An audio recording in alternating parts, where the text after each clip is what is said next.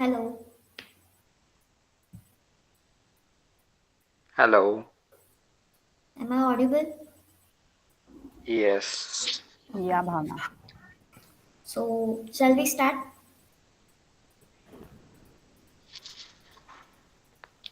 I think we are good to go. Yes. Rohit, what do you suggest? Should we start? Okay. Hello, Yes, please. Advait is asking us to wait some Hello. time. am I audible? We should take a few more Yes. minutes. Yeah, Bhavna. Yes, Bhavana, you're audible. We can So, start. shall we start? Yes, yes, please. I think we are good to go. Yes. Rohit, what do you suggest? Advait, should we start? Okay. Hello, Yes, please. Advait is asking us to wait some Hello. time. am I audible? We should take a So, few more Yes. minutes. good evening, Yeah, Bhavna. everyone. Yes, Bhavana, you're audible. We can So, start. shall Good we evening. start? Good evening. Yes, yes, please. Myself, I am I think Bhavna we are good to Teswani go. from Rohit, Nasik what do you Bloggers, suggest? Advait, should and we I am start? studying. Okay. I'm Yes, in please. last year of engineering, Advait and is I am asking us to the wait some Hello. time. live sessions head in Nasik Am I Bloggers. audible? We should take a So, few more Yes. minutes. So Yeah, basically, Bhavna. Nasik Yes, Bloggers is an environmental conservation organization which works for environment and and our mission is for to make Nasik clean and green.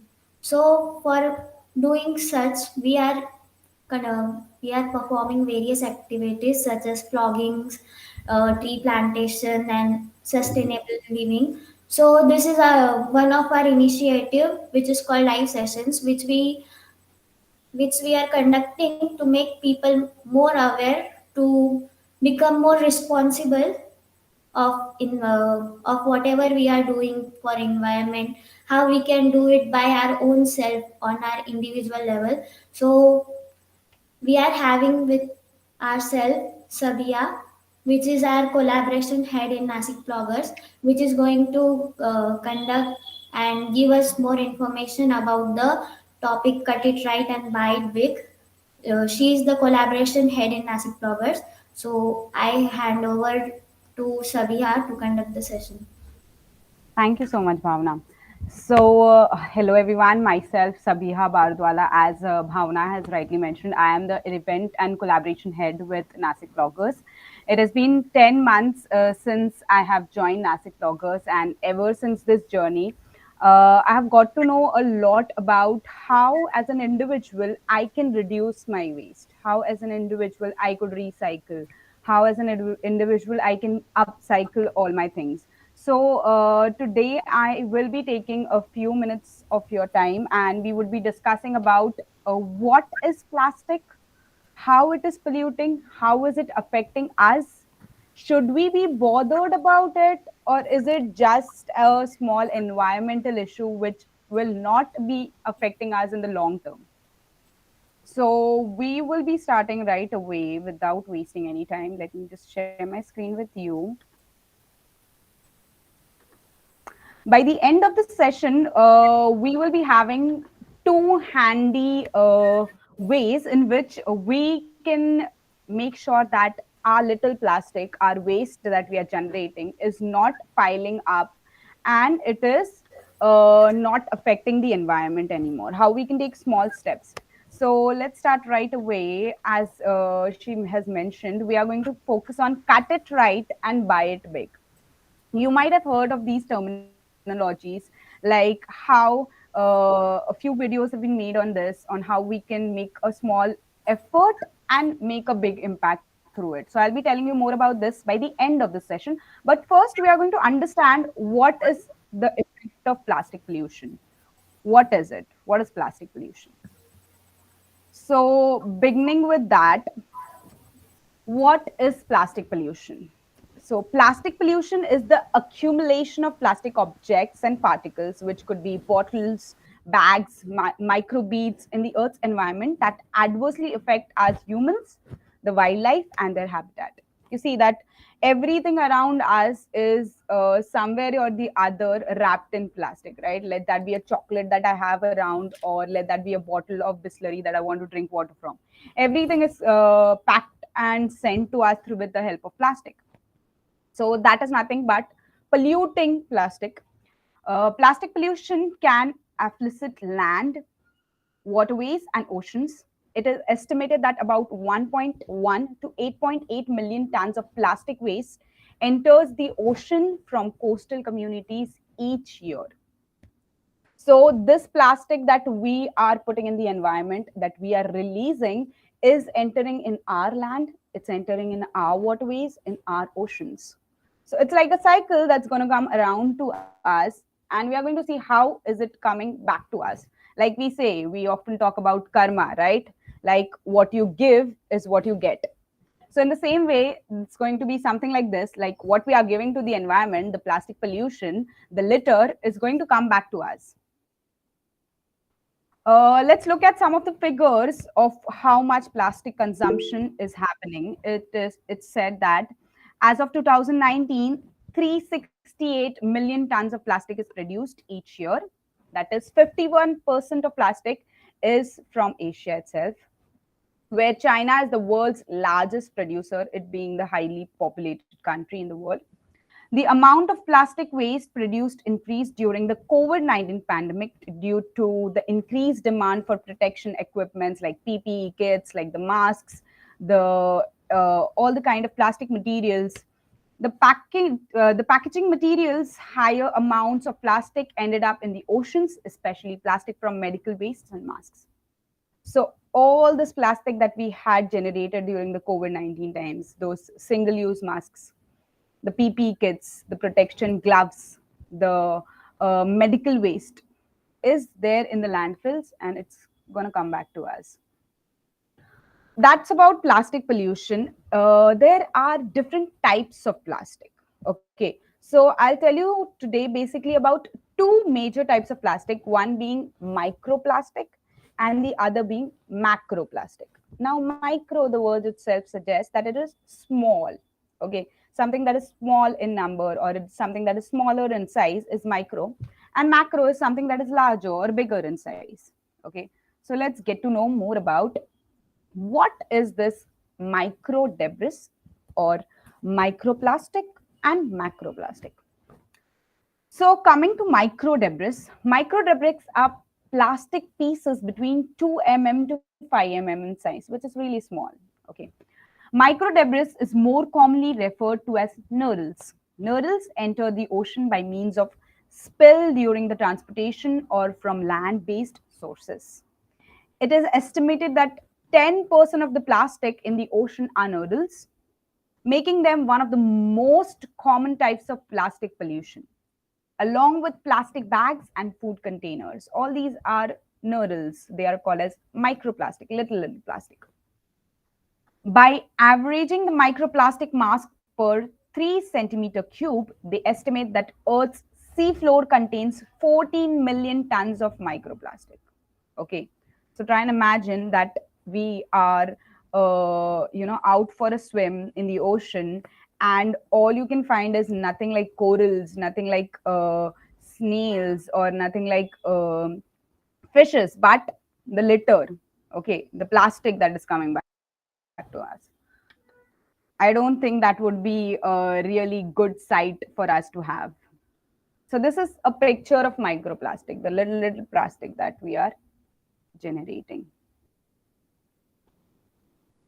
The second kind is macroplastic. Plastic debris is categorized as macroplastic when it is larger than 20 when it's a little bigger in size. These includes items such as plastic grocery bags. Macro debris are often found in ocean waters and can have a serious impact on the native organisms. Fishing nets have been prime pollutants. Eventually, these abandoned nets become too difficult to remove from the water because they become really heavy in the water and having grown in a weight up to 6 tons. So, what happens in the ocean? We see that fishing activities happen a lot. And this fishing happens with the help of fishing nets, which are again made up of plastic material. After some time, when the nets are not useful enough, the fishermen they just throw off this nets into the water bodies, or just they're lying on the beaches and it gets flown away with the water bodies along with it. So being in the water, it becomes really heavy. As they've mentioned, it's about 6 tons. No one makes an effort to clean up the sea. No one takes an effort to take out that 6 ton from the water bodies, because there are fishes, there are microorganisms, there are some native organisms in the water bodies. No one cares about them. So that is how this macro debris, this larger pieces of plastic, larger chunks of plastic, are still in the water bodies, are still in the oceans. So these are a picture. This is a picture of some of the macroplastics, which basically some trash bottles. Now, we talked about what plastic pollution is. We talked about the two different types of plastic: microplastic, the smaller ones in bits, and macroplastic, a bit larger in size. But I think as individuals, as people, we will only take the charge, or we will only take a step only when we know that yes, it's going to impact my life. Yes, it's going to affect my life. Yes, it's going to affect my health, right? Otherwise, we wouldn't really care. Why would we care about something that is not affecting me? So, I'll tell you that how, in different ways, this plastic is coming back to you. Either it could be through land, either it could be through water, either it could be in the oceans. It's coming back to you from any of these means, right? You say that, ma'am, I would be eating healthy, I would be having a healthy diet, which is home based food, home cooked food, so I don't think this plastic is going to come to me, right? Like, I'm not eating any of the junk. But if you are eating home cooked food, if you are eating something that's healthy, that is being grown on the land, right? It is being grown on the land. All the vegetables, all the leaves, leafy vegetables, or whatever you are eating, it's coming from the land. And if this plastic is entering into the land, that means it is going to come in your food. It is going to come in your vegetables. It's going to come in your fruits. So indirectly, you are eating that plastic that you have left into the land. So, effects of plastic on land. You might say that, ma'am, I'm not a vegetarian, ma'am. I just eat fish, or I eat chicken, or I eat meat. So, how is it going to come to me? I don't eat the vegetables that's coming from the land. But your chicken, your meat, or your fish is in that environment, is eating the same leafy vegetables, is eating the same fruits. So, that is going to come to you as well. Let's look at its effect on land at first. The amount of plastic poised on the land is greater and more concentrated than that in the water. Mismanaged plastic waste ranges from 60% in the East Asia and Pacific to 1% in the Northern America. We came up with a concept like suka kachra, gila kachra. We came up with a lot of things like we will segregate our waste, right? We tried a lot of things. But in the end, we started, but we don't continue it for a longer period of time. And if we don't continue it, then there is no point of starting it. So this mismanaged waste is causing us 60% of pollution. The percentage of mismanaged plastic waste reaching the ocean annually and thus becoming plastic marine debris is between one third and one half of total mismanaged waste for that year. The presence of plastic in the environment hurts the entire ecosystem and human health and pose a threat to food safety. As I mentioned earlier, that how it's like a cycle. It's going to come in your food. It's going to come back to you. It's something that you are going to eat. Chlorinated plastic can release harmful chemicals into the surrounding soil, which can then seep into the groundwater and other surrounding water sources, and also the ecosystem of the world. This can cause serious harm to the species that drink that water, right? So, we are the ones who are causing this waste. We are the ones who are releasing this plastic. But is it just us who's getting affected by it? No.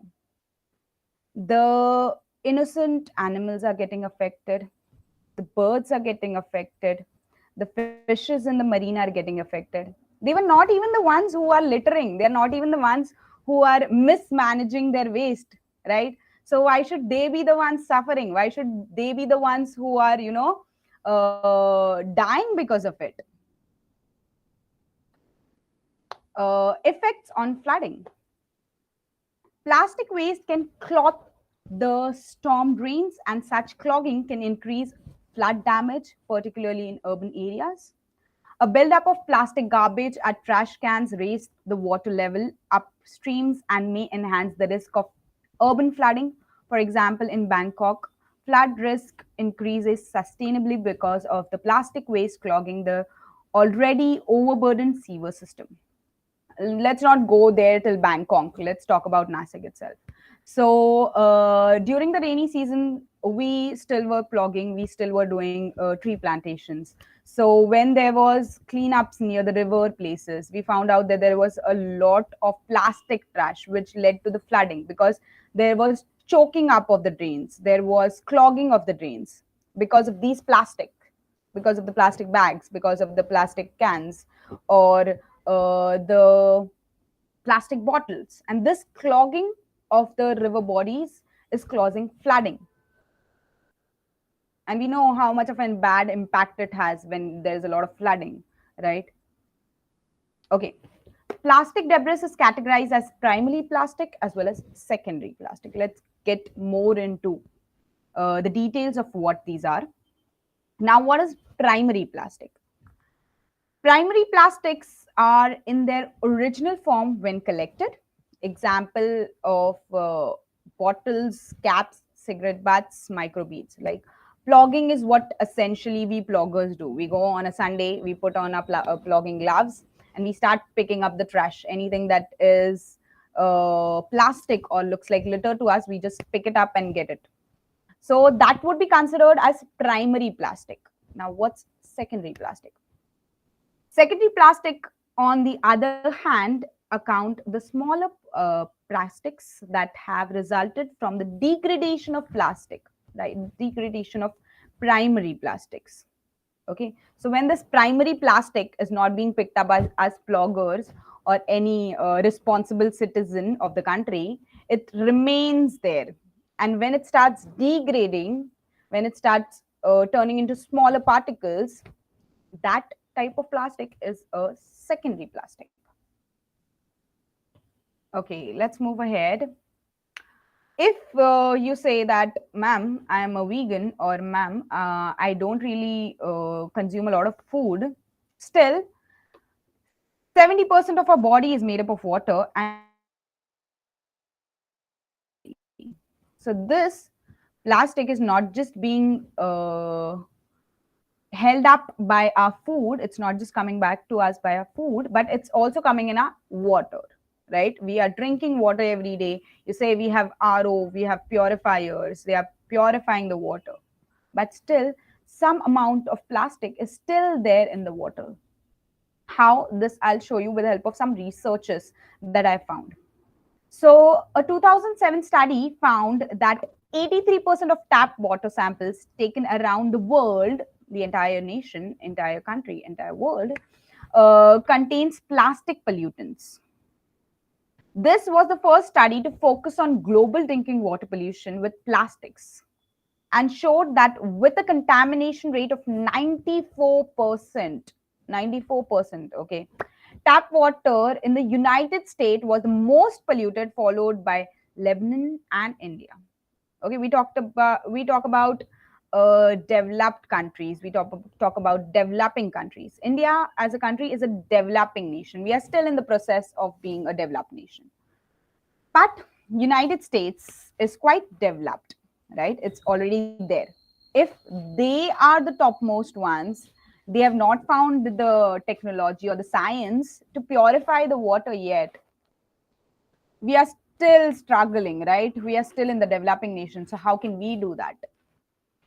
But the only way we can stop this, the only way we do not have to look out for a way to, remove the plastic from our water, or the pollution of plastic from our water, is by stop putting plastic in the water bodies, by managing the plastic waste properly. So we don't really have to look for scientists or people who could solve the problem of reducing or removing plastic from our water. European countries such as the United Kingdom, Germany, France had the lowest contamination rate through still it's high as 72%. Lowest is 72%. Okay. This means that people may be injecting between 3,000 4,000 microparticles of plastic from tap water every year. So we are having an intake of 3,000 to 4,000 microparticles of plastic from tap water every year. The analysis found particles of more than 2.5 microns in size, which is 2,500 times bigger than a nanometer.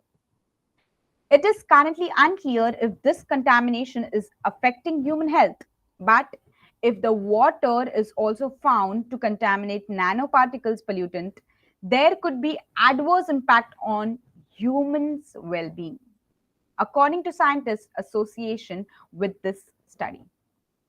So till now we have not found any particular harm that is being caused by drinking this tap water, right? That's why we are not much focusing towards reducing it from the water bodies, because we cannot see any ill effects, right? We cannot see that it's affecting my skin, or it's causing me hair loss, or it's causing me loss of appetite. We do not see the ill effects. But the scientists have said that in a long term, after a few years, you might see the impact of it. You might see the adverse effect of it. So why not stop it today? So that's a really sad picture of a turtle consuming plastic. Okay. Effects of plastic on oceans and seabirds. The people or the creatures who are not even responsible are being affected by it. Marine plastic pollution or plastic pollution in the ocean is a type of marine pollution by plastics ranging in size from large original materials such as bottles and bags down to microplastical plastics formed from the fragmentation of plastic material. Either it could be a big plastic bag, a huge bottle, or it could break down into small microparticles like we saw in the other picture, the small grains of particles of plastic, and it could be there in the oceans or our seabeds. Marine debris is mainly discarded human rubbish which floats on or is suspended in the ocean. It's nothing but the human waste, the human rubbish, our trash, which is flowing into the ocean. 80% of marine debris is plastic.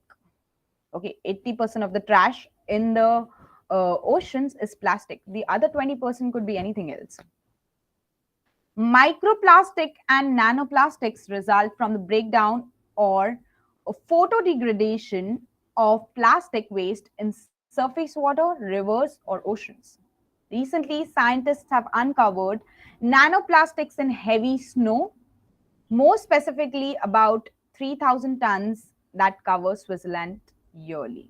Okay, so we are looking for places like Switzerland and Maldives and all these as our vacation places or our takeaway places or holiday destinations, right? Because they look so clean and they look so mesmerizing. But what if in a few years all we can go there and find is wrappers, all we can go there and find is trash? Who would spend money to go there and look at tons and tons of plastic? And if places like Switzerland and places like Kashmir are being polluting, are being filled with our trash, where are we going to go for vacations? What is going to be our escape? I think we just have to look out for old pictures of Kashmir and scroll them as our getaway from our workload. It is estimated that there is a stock of 86 million tons of plastic marine debris in the worldwide ocean as of the end of 2013.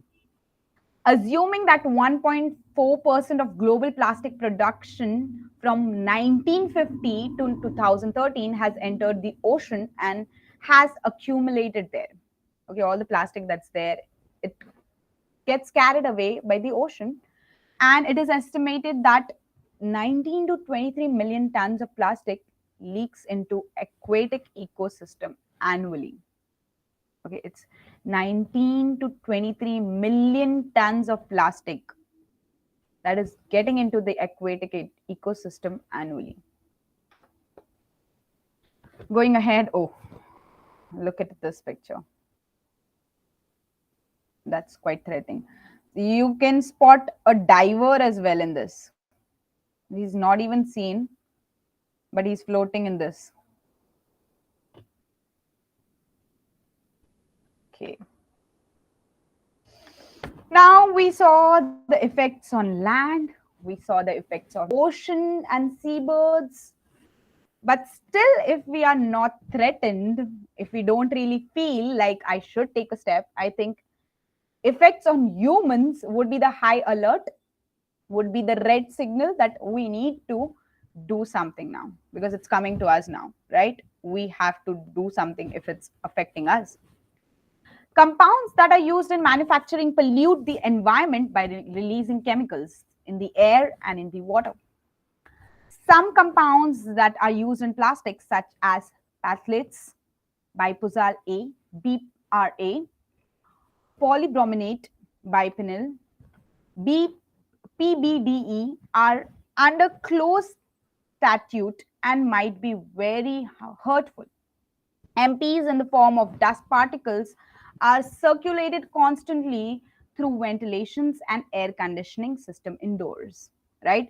So the ACs and the air conditioners that we are enjoying, those are also releasing some particles, dust particles. The large dosage of these compounds are hazardous to humans, destroying their endocrine system. BRA imitates the female hormones called estrogen. PBD destroys and causes damage to thyroid's hormones, which are vital hormone glands that play a major role in the metabolism, growth, and development of the human body. MPs can also have a determinantal effect on male reproductive success. MPs such as BPA can interfere with steroids biosynthesis in the male endocrine system and with early stage of spermatogenesis. Okay, so these are some medical terms which means that it is affecting us. Though we saw in the tap water that it's not affecting us through water bodies, but somewhere or the other, when it's completely accumulating through food, through water, there are ill effects. In females, we see it in the thyroid glands, in the males, in the reproductive glands, and it is destroying us and our physical health. Okay, so that's a picture of how plastic is coming to us in the form of soil pollution, air pollution, water pollution, causing a lot of impact on our health, which is headache, dizziness, and unconsciousness, thyroid, coughing, swelling of throat, lung problem, diarrhea, vomiting, indigestion, typhoid, stomachache, food poisoning, birth effect, infertility, hormonal changes, declining sperm count, cancer, breathing difficulties, asthma, respiratory problems, liver dysfunctioning, skin diseases, rashes, allergies, skin cancer, irritation in eyes, vision failure. Okay, so we could preferably say that it's affecting each and every gland, each and every body part of us, right? There's not a single thing that it has left since we are not leaving a single place where we are not polluting, right? So the plastic is also making sure that it is not leaving a single part of our body where it's going to affect us. Like I said, what goes around comes around. At every stage of its life cycle, plastic possesses distinct risks to human health, arising from both exposure to plastic particles themselves and associated chemicals. Okay, so it's being exposed to the plastic particles, like it coming us in our any form of consumption, or the material that is associated with us, it, right, any type of chemical that is associated with that plastic, if it's getting dissolved, it is getting degraded, then that chemical is also harmful to our let's talk about our third topic, that is what is microplastic. Okay, now getting into the details of microplastic are fragments means small particles, small bits of any type of plastic less than 5 mm, that is 0.20 inch in length, according to the US National Oceanic and Atmospheric Administration, NOAA, and the European Chemical Agency. They cause pollution by entering the natural ecosystem from a variety of sources, including cosmetics, clothing, food packaging, and industrial process. Two classification of microplastics are currently recognized that we talked about. Primary has plastic in it. So how are we going to survive? How do we live without it? Right? We cannot go without clothing. We cannot go without food. We cannot go without cosmetics these days. Tea bags, tires. Then how do we survive? What do we do? Right? If it's everywhere, then how do we live? So today we are going to, as I told you earlier, we are going to look at two small, really small steps that we can practice at our home, which is going to show us some positive response ahead. Sources of microplastic, where is it all coming from? Car and truck tires, clothing, cosmetic industry, fishing industry, manufacturing, packaging and shipping, personal protective equipments, plastic, sewage treatment plants. All the industries are covering plastic. Now, how to reduce plastic pollution? That's the biggest question why we joined this session. We want to know, right, what change we can bring, what things we can do. Can we really reduce it? Because right from opening a packet of Parle-G in the morning to dip in our chai, to what our having our dinner with a soda of Coca-Cola or a bottle of Thumbs Up. It's plastic everywhere. So how can we bring an impact? What can we change? We can take a small step towards reducing plastic pollution by practicing two simple methods.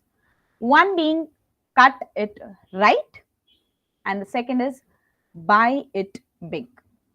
Okay, so those who have already been associated with Nasik bloggers for a long period of time, they know that we have come up with these two initiatives from a long time, and we even keep on posting pictures of how people are implementing cut it right and buy it big in their daily life. So we keep on promoting, we keep on posting about it, so people get to know more about it. But if you still don't know, there's still time for it. Better late than never. Let's talk about cut it right. It focus on how you choose to cut plastic depends on the type of plastic that you plan on cutting. Okay, there are different kinds of plastic, and different kinds of plastic require different methods of cutting it. So if your plastic is weak and thin, like a water bottle, you can use scissors or a small knife to open it up. Larger items like plastic sheets or acrylic flooring can often be cut with the help of scribbling and breaking them. Thick plastic materials may require power tools. Okay, let's take an example of two chocolates that I have in my hand. Fine, so what is cut it right? So randomly, I just took a chocolate and I'm in a hurry. I just want to eat it up and I just tear it. Okay, fine. I tear it up like this and I munch the chocolate and enjoy it. After tearing it up, maybe I'm putting it in the dustbin. I'm trying to recycle it. I'm putting it in the dry waste. Okay, I'm doing my bit. I'm managing my trash. But when you break the plastic into small pieces, when you break this wrapper into two smaller pieces, this small part is never going to get recycled. It's just going to be in our water bodies, it's going to be in our landforms, and it's never going to be recycled. So this is the wrong method. This is the wrong type of cutting the plastic. Okay, we often open our chips. Okay, but instead of tearing it all apart, this is the right method of tearing a packet of chip, right? You need to make sure that the part that you are trying to cut is still attached to the original piece of wrapper, so that this entire thing, this entire wrapper gets recycled.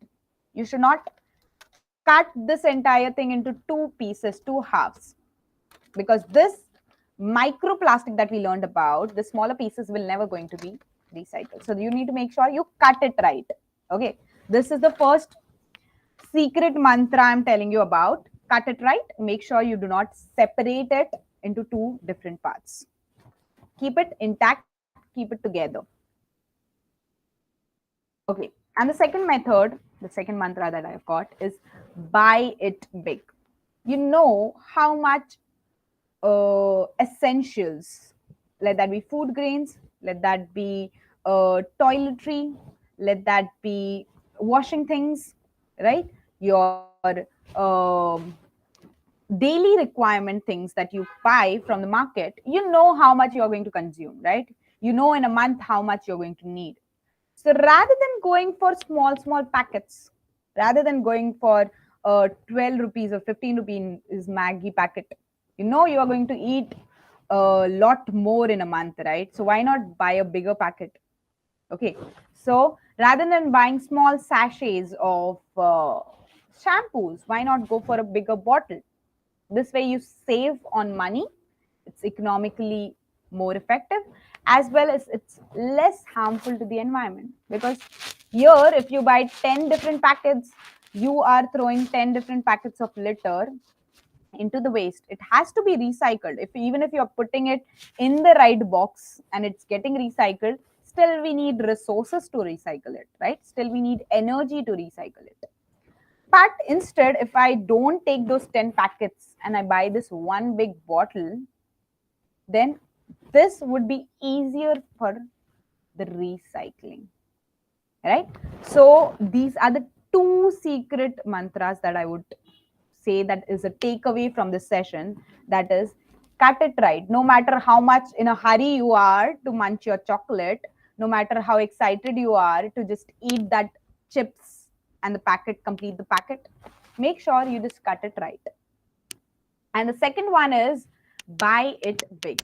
Rather than going for small packaging, try to analyze how much do you consume for 1 month. Try to, make a chart and find out how much you're going to need and go in the market. Look out for bigger packets, look out for bigger packaging. Okay, so this will reduce our waste as well as the energy to recycle it. So that was all from my side. I think we got to know a lot about plastic and its types and how it's coming back to us. And of course, the two secret things that I told you about: cut it right and buy it big. The panel is now open for discussion, I would say, rather than questions. I think all the minds here are quite intellectual. They have been in the field more than I did. So they have a lot more to share than my experience. So I would say that let's have some discussion, or let's have more ideas on how we can reduce the plastic. Yes, please.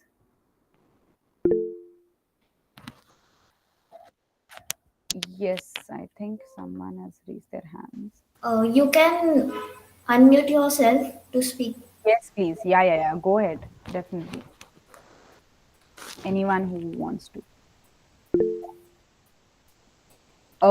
Yes, I think Rashida ma'am wants to speak. Yes, Yeah, ma'am. hi Satya. This is Rashida ma'am. Sabiha knows me. I don't know whether the other side knows me. I have been working on environment for last 30 years. You are my younger generation. So I would like to give you a little advice that your session is Sure. really very, very impressive. So I would want you to go, and why don't you take an initiative to go and give these kinds of sessions in different schools? Because the thing what we have right now is you are the next generation, and we have another generation coming up. So Exactly. most important thing is that the children should know, the upcoming children should get these kind of advice. Absolutely, They ma'am. got a little one and they often do this mistake. One of such initiative that is an eco brick, which is going to be the next topic, I guess, in the near future. So we did try that, but definitely yes, I think we can come up with these two initiatives and we can spread the word in the young generation. Definitely we Yeah, should go ahead yeah. with the So schools. Yeah. that's actually because I also have been working for years, more than 30 years on this Environment. environment. But I also have used those big eco bricks to make a beautiful stool. I would like to definitely share with you all, just to Yes, show please. you how it looks. Yes, You please. see this tool? Yeah, Definitely. definitely. Trash can be changed into treasure in different ways. Yes, that's lovely, ma'am. I Any loved other the suggestions, session. It ma'am? was very, Like, very inspiring. thank you so much.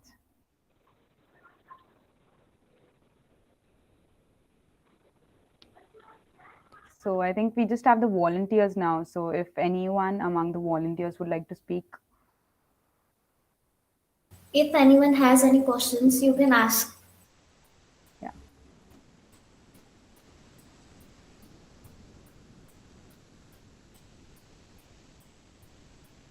So hello guys. So hi, I'm Rohit Chaudhary. Like I'm currently the president of Plastic Bloggers. So one thing which I like about Bite Big, there is one more thing, little bit advanced than Bite Big out there, because you have to, when you bite big also, you have a whole new bottle of it. But Hmm.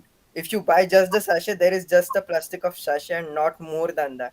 So that is also one of the thing which people Correct. can use and reduce the plastic, and it's much more affordable than other things out there. Absolutely. Yeah, that could be one way. Thank you, Sabria. It was really wonderful sessions out there. Thank you. Thank you so much. Anyone more like to say anything or any questions?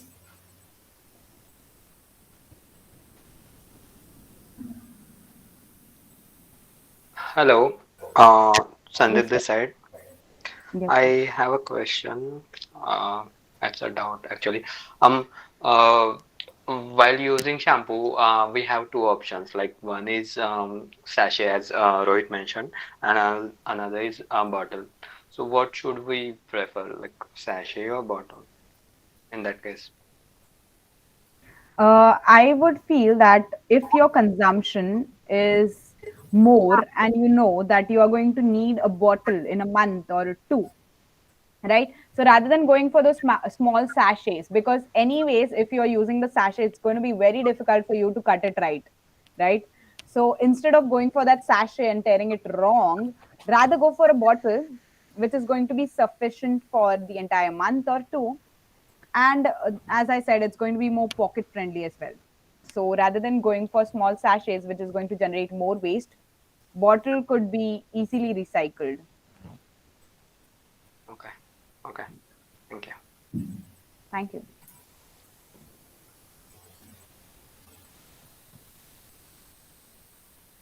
Anyone more?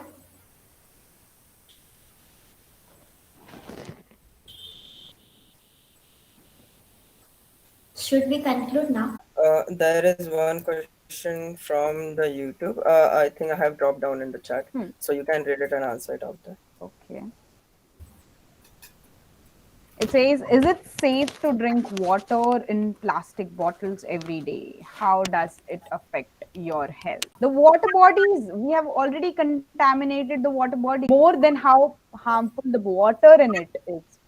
So, if we want to really stop our health from getting affected, we need to stop the chain, we need to stop the cycle and not just switch bottles, no matter how hard we know well-being, then it's time we need to stop this entire chain of throwing the plastic. We stop throwing it, it's not going to come in our water, and nor is it going to affect if we drink it in a plastic bottle or in a glass bottle.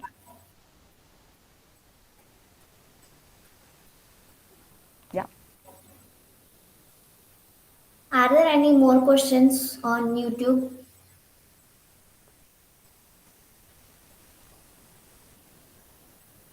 That was only. watching this video will apply these two initiatives in their life and try to reduce the plastic waste on their own individual basis. Thank you for giving us the information.